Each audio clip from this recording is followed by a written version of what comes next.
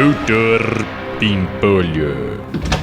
Com licença, Dr. Pimpolho, o senhor mandou me chamar? Mandei sim. Como é que é seu nome mesmo? É Silvio, Dr. Pimpolho. Então, Silvio, vai se e tá demitido, ó. Passar bem, meu. Amigo, você é surdo, meu. Tá esperando o quê pra sair fora da minha sala, meu? Tá demitido. Sabe o que é, Dr. Pimpolho? Agora que eu já tô demitido mesmo, eu queria falar um negócio pro senhor. Negócio?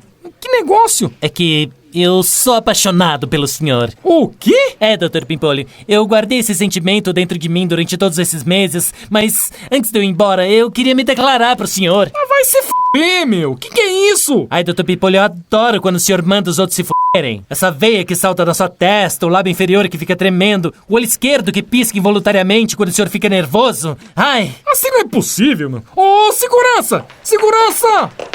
Pois não, Dr. Pimpolho. Genivaldo, tira esse maluco aqui da minha sala. O cara tá apaixonado por mim, meu. Dá licença, pô. Aê, tá de palhaçada com o Dr. Pimpolho, pô? Não, cara, eu tava falando sério. Vamos saindo, vamos saindo. Peraí, pô. Tira a mão de mim. E lá. Pelo amor de Deus, meu. Que é isso? Prontinho, Dr. Pimpolho. Pô, Genivaldo, não precisava pegar tão pesado com o cara, né, meu? Depois ainda toma um processo aí, né?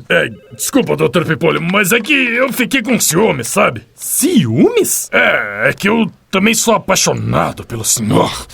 Você também? Vai se pô! Ô, segurança! Já tô aqui! Ai, vem cá! Sai fora, meu! Doutor Pimpolho.